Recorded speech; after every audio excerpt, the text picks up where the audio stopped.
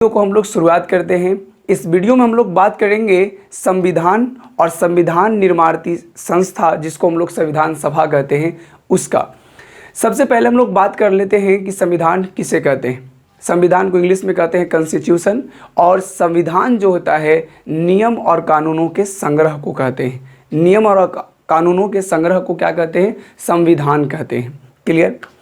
देखिए, संविधान को थोड़ा सा मतलब कि संविधान की ज़रूरत क्यों पड़ता है, उसको हम एक एग्जाम्पल के माध्यम से समझते हैं। अब जब 10th में या 9th में या 12th में या कंपटीशन में पढ़ते हैं तो कोई ग्रुप बनता है, आप सबों का 10 बच्चा या 11 बच्चों का ग्रुप बनता है। वो ग्रुप जो होता है वो सही से चले, उसके लिए जो ग्रुप के मॉनिटर होता है या ग्रुप का जो मेन हेड होता है वो कुछ नियम बनाता है। क्या बनाता है?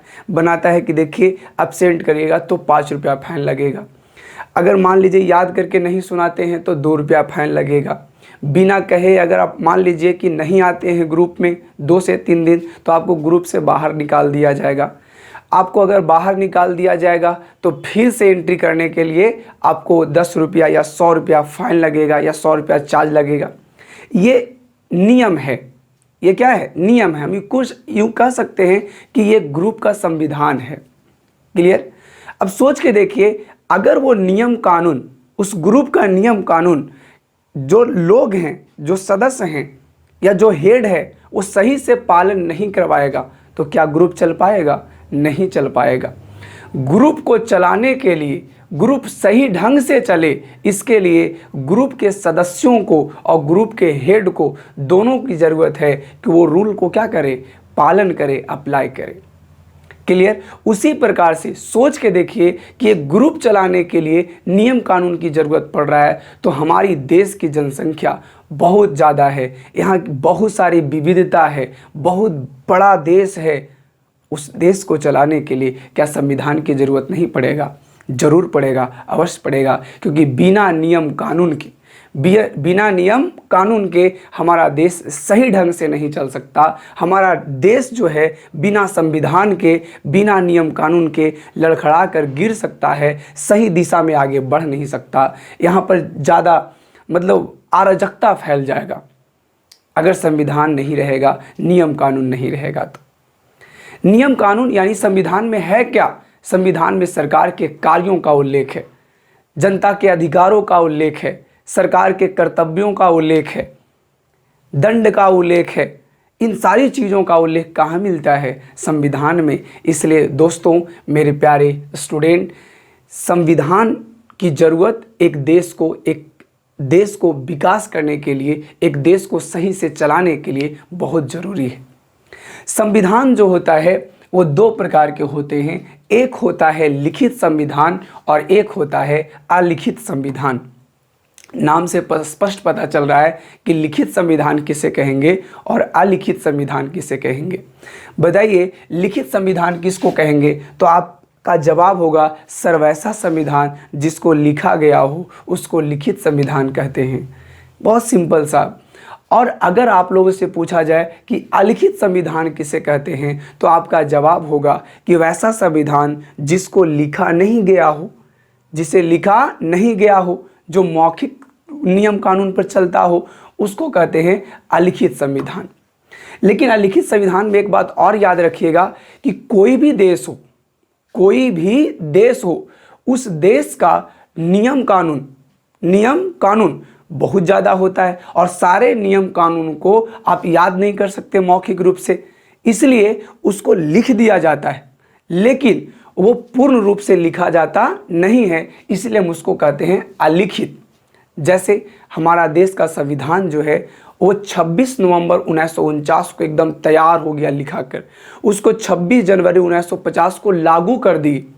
लेकिन अलिखित संविधान में क्या होता है? लिखा हुआ तो है परंतु अपूर्ण है, पूरा हुआ नहीं है, पूरा होगा तब लागू होगा। तो आप यूँ समझिए कि अलिखित संविधान उसे कहते हैं जो लिखा हुआ नहीं हो, या लिखा हुआ हो तो पूरा भी नहीं हुआ हो। क्लियर? तो लिखित संविधान और अलिखित संविधान आपको समझ में आया। देखिए, लिखित संविधान से संबंधित 2 बातें आप लोग याद रखिएगा जो एग्जाम में पूछा जाता है। पहला कि लिखित संविधान सबसे पहली बार लागू कहाँ हुआ था। लिखित संविधान सबसे पहली बार कौन से देश में लागू हुआ था? तो उसका जवाब क्या होगा दोस्तों? अमेरिका। क्या होगा? अमेरिका। याद रखिएगा, सबसे पहले कौन से देश में लिखित संविधान लागू हुआ था? वो देश का नाम क्या है बच्चों? अमेरिका। क्या नाम है? अमेरिका। और आपको पता होगा कि दुनिया में सबसे पहला देश अमेरिका था जो आज़ाद हुआ था, स्वतंत्र हुआ था। इस पर अधिकार किसका था? ब्रिटेन का, इंग्लैंड का। और ये आज़ाद हुआ था 1776 ईस्वी में, 4 जुलाई 1776 ईस्वी में। इसलिए हम लोग अमेरिका का स्वतंत्रता दिवस है वो किस दिन मनाते हैं?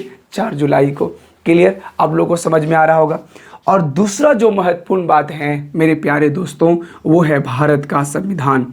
आपसे पूछेगा कि बताइए सबसे लंबा संविधान, सबसे बड़ा संविधान किस देश का संविधान है? तो आपका जवाब होना चाहिए भारत का संविधान। किसका संविधान? भारत का संविधान। आपसे पूछेगा कि बताइए कौन सा ऐसा देश है जिसका संविधान सबसे बड़ी है, सबसे लंबी है? तो वो कौन सा होगा? भारत का संविधान। किसका संविधान? भारत। तो लिखित संविधान से संबंधित 2 बातें आप लोग को जरूर से जरूर याद करके रखना है। दूसरा है अलिखित संविधान। तो अलिखित संविधान ब्रिटेन का संविधान कैसा संविधान है? अलिखित संविधान है। ब्रिटेन का संविधान जो है वो किस संविधान का उदाहरण है? तो वो है अलिखित संविधान का। अभी बहुत सारे ऐसे देश हैं जहाँ पर लिखित संविधान का प्रचलन है, लेकिन ब्रिटेन जो है वहाँ पर कौन सा संविधान है? अलिखित संविधान।